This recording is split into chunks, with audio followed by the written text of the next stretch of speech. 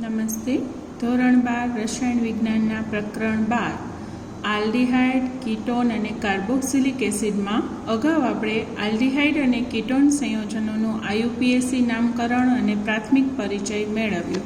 હવે કાર્બોનિલ સમૂહ એટલે કે જેમાં C+O સમૂહ હોય એવા સંયોજનોનું બંધારણ આપણે સમજવું છે. આ આકૃતિ આપણે દોરવાની છે.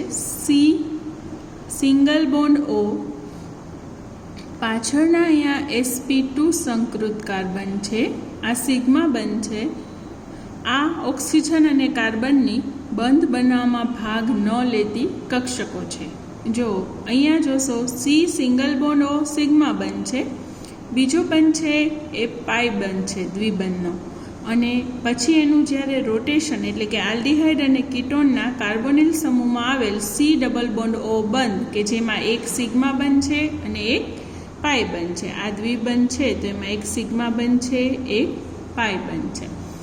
કાર્બોનિલ સમૂહ ધરાવતા સંયોજનોમાં કાર્બનનું સંકરણ ખાસ યાદ રાખશું sp2 સંકરણ છે. આ આકૃતિ ટેક્સ્ટબુકમાં પણ આપેલી છે, જોઈ લઈએ. જો આ આકૃતિમાં પણ સિગ્મા અને પાઈ બંધનું વર્ણન આપેલું છે, અને આપણે કઈ રીતે દોરવું એ હું તમને બતાવું.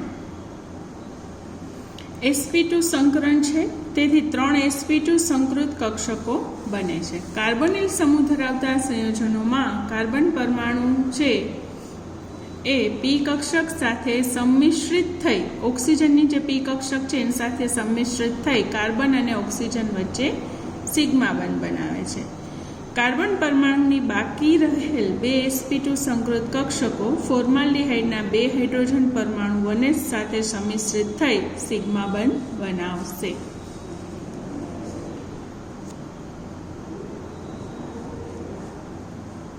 આલ્ડીહાઇડમાં એક હાઇડ્રોજન પરમાણુની વનેજ કક્ષક સાથે બીજા આલ્કાઇલ સમૂહના કાર્બન પરમાણુની sp3 સંકૃત કક્ષક સિગ્મા બંધ બનાવશે. સિગ્મા બંધ એક જ સમતલમાં આવેલા હોય છે અને એકબીજા સાથે 120ના ખૂણે ગોઠવાય છે. કાર્બન પરમાણુની અર્ધપૂર્ણ ભરાયેલ 2pZ કક્ષક કે જે ઓક્સિજન પરમાણુની અર્ધપૂર્ણ ભરાયેલી 2pZ કક્ષક સાથે બંધની ધરીથી દૂર સંમિશ્રિત થઈ પાઈ બંધ બનાવશે. પાઈ બંધનું ઇલેક્ટ્રોન વાદળ C+O એટલે કે સિગ્મા બંધની ઉપર અને નીચે આવેલું હશે. આમ કાર્બોનિલ કાર્બન અને ઓક્સિજન પરમાણુ કાર્બોનિલ કાર્બન સાથે સીધા જ જોડાતા 2 પરમાણુ એક જ સમતલમાં ગોઠવાશે. એના માટે તમારે આ તો રેફરન્સ છે, લખવાનું નથી, પણ હવે એક વસ્તુ આપણે ખબર છે કે કાર્બન અને ઓક્સિજન વચ્ચે સિગ્મા બંધ છે અને બીજો પાઈ બંધ છે.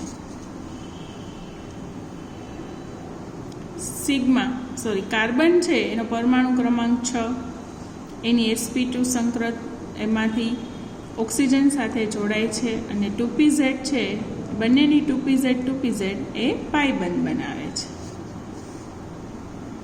હવે આપણે કાર્બોનિલ સમૂહનો દ્વિસ્વભાવ અથવા તો ધ્રુવીય સ્વભાવ સમજીએ. એને સમજવા માટે કાર્બન અને ઓક્સિજન વચ્ચે જે દ્વિબંધ આવેલો છે એ આપણે ખબર છે.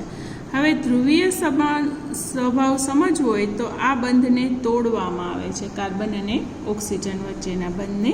એટલે કાર્બન આંશિક ધન વીજભારિત અને ઓક્સિજન આંશિક ઋણ વીજભારિત બને છે. આ બંધ તોડીએ એટલે કાર્બન આંશિક ધન વીજભારિત અને ઓક્સિજન આંશિક ઋણ વીજભારિત બને છે, અને CO બંધ છે એ ધ્રુવીય સહસંયોજક બંધ બને છે.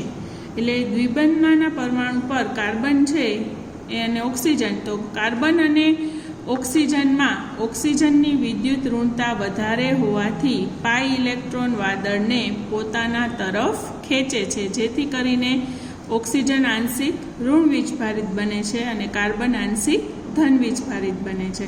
પરિણામે કાર્બોનિલ કાર્બનમાં ઇલેક્ટ્રોન અનુરાગી લુઈસ એસિડ બને છે અને ઓક્સિજન કેન્દ્ર અનુરાગી લુઈસ બેઝ. કાર્બન ઇલેક્ટ્રોન અનુરાગી અને ઓક્સિજન કેન્દ્ર અનુરાગી. કાર્બન છે ઇલેક્ટ્રોન અનુરાગી છે એને લુઈસ એસિડ કહેવામાં આવે છે અને આ લુઈસ બેઝ બનશે. હવે આપણે આલ્ડીહાઇડ અને કીટોન સંયોજનોની બનાવટ જોઈએ. એમાં થોડી બનાવટ આપણે આગળના પ્રકરણમાં અને થોડી ધોરણ 11માં પણ શીખી ગયા છે, એ જોઈ લઈએ. આલ્કોહોલ સંયોજનોમાંથી ઓક્સિડેશન પ્રક્રિયા દ્વારા આ આપણે 11મા ચેપ્ટરમાં જોઈ ગયા છીએ. આલ્કોહોલ સંયોજનોના વિહાઇડ્રોજનીકરણ દ્વારા આ પણ 11ના ચેપ્ટરમાં આવી ગઈ. અને હાઇડ્રોકાર્બન સંયોજનોમાંથી આલ્કેન સંયોજનોના ઓઝોનોલિસિસથી થતી પ્રક્રિયા એ પણ આપણે અગાઉ જોઈ. આ ઓઝોનોલિસિસની પ્રક્રિયા આપણે 11મા ધોરણના 13મા પાઠમાં જોઈ ગયા છે. અને ચોથી પ્રક્રિયા આલ્કાઇન સંયોજનોનું જલીયકરણ એટલે કે H2SO4 અને HgSO4 ની હાજરીમાં ઇથાઇન સંયોજનોમાં જ્યારે પાણી ઉમેરાય ત્યારે એસેટાલ્ડીહાઇડ બને છે. આ પ્રક્રિયા આપણે 13મા પાઠમાં 11મા ધોરણમાં જોઈ ગયા. હવે આગળ 12મા ધોરણમાં આવતી પ્રક્રિયાઓ જોઈએ. પહેલી પ્રક્રિયા આપણે આલ્ડીહાઇડ સંયોજનોની બનાવટ જોઈ રહ્યા છે. એટલે આપણે બનાવવું છે શું એ આપણે ખબર હોવી જોઈએ. માની લો કે અહીંયા આપણે બેન્ઝાલ્ડીહાઇડ બનાવવું છે તો રોઝેનમૂડ રિડક્શન તરીકે પણ આ પ્રક્રિયા ઓળખાય છે. રોઝેનમૂડ રિડક્શન. બેન્ઝોઇલ ક્લોરાઇડ લેવામાં આવે છે, તેનું H2 એટલે કે રિડક્શન PD પ્લેડિનમ અને BaSO4 ની હાજરીમાં કરવામાં આવે તો અહીંયા છે એ તમે જોશો કે એક હાઇડ્રોજન અહીંયા ને એક હાઇડ્રોજન અહીંયા ઉમેરાય, આ HCl દૂર થઈ જાય એટલે શું બની જશે? બેન્ઝાલ્ડીહાઇડ. બીજી પ્રક્રિયા જોઈએ. બીજી પ્રક્રિયા છે નાઇટ્રાઇલ અને એસ્ટર સંયોજનોમાંથી હાઇડ્રોક્લોરિક એસિડની હાજરીમાં એટલે કે SnCl2 અને HCl. SN એટલે સ્ટેનસ ક્લોરાઇડ. આ પ્રક્રિયા સ્ટીફન પ્રક્રિયા તરીકે વધુ પ્રચલિત છે. RCN એટલે સાઇનાવ સંયોજનોની SnCl2 અને HCl સાથે પ્રક્રિયા કરવામાં આવે છે ત્યારે અનુવર્તી ઇમાઇન મળે છે અને આ ઇમાઇનનું એસિડ વડે રિડક્શન કરતા જળ વિભાજન કરતા આવી રીતે જળ વિભાજન કરવામાં આવે છે. અહીંયા O અને આ બાજુ H એટલે NH2 દૂર થઈ જાય ને આ RCHO બની જતું હોય છે. નાઇટ્રેટ સંયોજનોમાં ડાયઆઇસોબ્યુટાઇલ એલ્યુમિનિયમ હાઇડ્રાઇડ DIBALH દ્વારા ઇમાઇન સંયોજનોનું પસંદગીય રિડક્શન પામે છે અને ત્યારબાદ જળ વિભાજનથી આલ્ડીહાઇડ મળી જતું હોય છે. એટલે ખાસ યાદ રાખજો આપણે આ પ્રક્રિયા. કોઈ પણ RCN છે એટલે R બરાબર તમે કોઈ પણ લઈ લો અને પહેલી પ્રક્રિયા આપણે શું લેશું તો કે DIBALH એટલે કે ડાયઆઇસોબ્યુટાઇલ છે 2 વખત એટલે ડાયઆઇસોબ્યુટાઇલ એલ્યુમિનિયમ હાઇડ્રાઇડ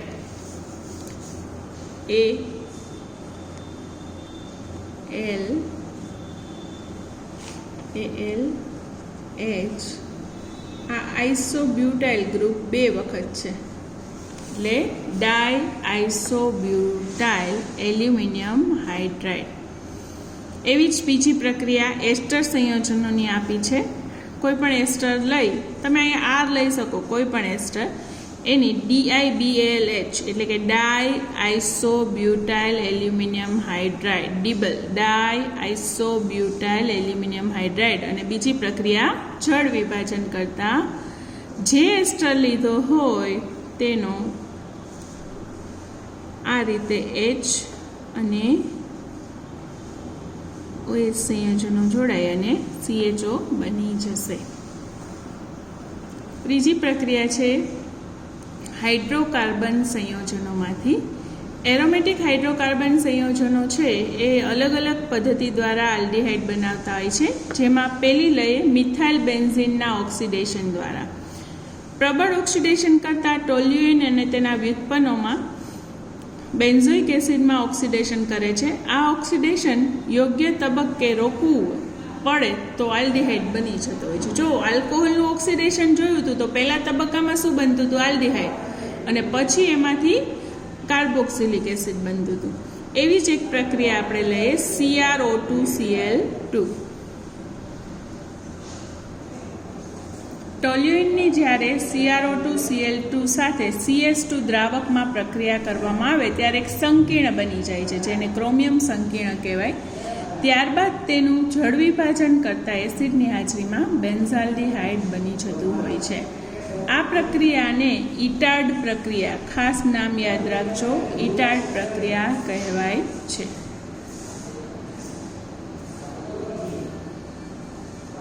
બીજી પ્રક્રિયા આવે CrO3. ટોલ્યુઇન અથવા વિસ્થાપિત ટોલ્યુઇનની એસિટિક એનહાઇડ્રેટ અને CrO3 ક્રોમિક ઓક્સાઇડ સાથે પ્રક્રિયા થતાં તે બેન્ઝિલિડીન ડાયએસિટેટ બને છે અને ત્યારબાદ એનું જળ વિભાજન એસિડ વડે પ્રક્રિયા થઈ અને બેન્ઝાલ્ડિહાઇડમાં જળ વિભાજન પામે છે. કોઈ પણ સંકીર્ણ બનશે તો અહીંયા O જળ વિભાજન પામશે.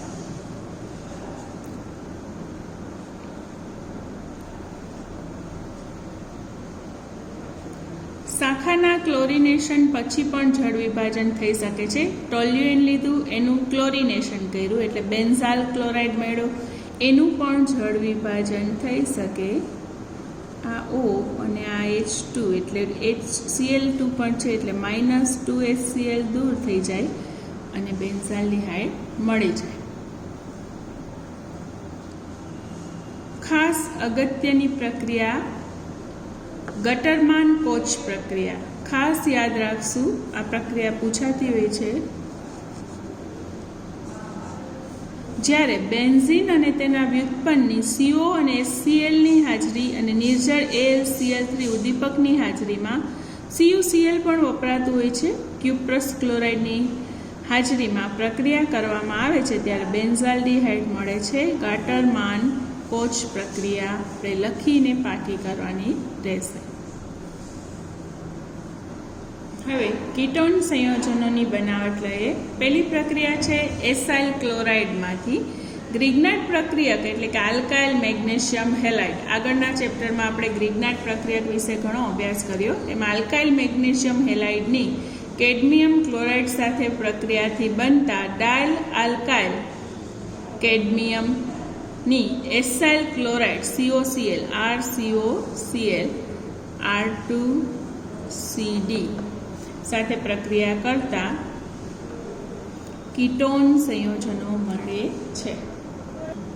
બીજી પ્રક્રિયા છે નાઇટ્રાઇલ સંયોજનોની ગ્રિગ્નાઇટ પ્રક્રિયક. નાઇટ સંયોજનો આલ્કાઇલ મેગ્નેશિયમ હેલાઇડ RMgX સાથે પ્રક્રિયા કરતા નાઇટ્રાઇલ પણ કહેવાય અને સાઇનો પણ કહેવાય. જો આના બે નામ થશે, સાઇનો કયો તો આને આલ્કેન તરીકે લેવું પડશે એટલે આનું નામ થશે સાઇનો ઇથેન અથવા પ્રોપેન નાઇટ્રાઇલ. જ્યારે તમે નાઇટ્રાઇલ તરીકે લ્યો છો ત્યારે કાર્બન છે એ શૃંખલામાં ગણાઈ જતો હોય છે એટલે એની જ્યારે પ્રક્રિયા કરવામાં આવે ત્યારે ઇથર દ્રાવક તરીકે લેવામાં આવે છે અને આ નિપજ મળે છે. જળ વિભાજન કરીએ એટલે 1-ફિનાઇલ પ્રોપેનોન, એ જ નામ આપણે યાદ રાખશું, એ મળે છે. બેન્ઝીન અથવા વિસ્થાપિત બેન્ઝીન સંયોજનોમાંથી જ્યારે એલ્યુમિનિયમ સંયોજનોની હાજરીમાં બેન્ઝીન અથવા વિસ્થાપિત બેન્ઝીન સંયોજનો નિર્જળ AlCl3ની હાજરીમાં પ્રક્રિયા પામે છે. આ પ્રક્રિયા તો ખૂબ જ જાણીતી છે. ધોરણ 11માં પણ આપણે જોઈ ગયા અને એનું નામ છે ફ્રીડલ ક્રાફ્ટ પ્રક્રિયા.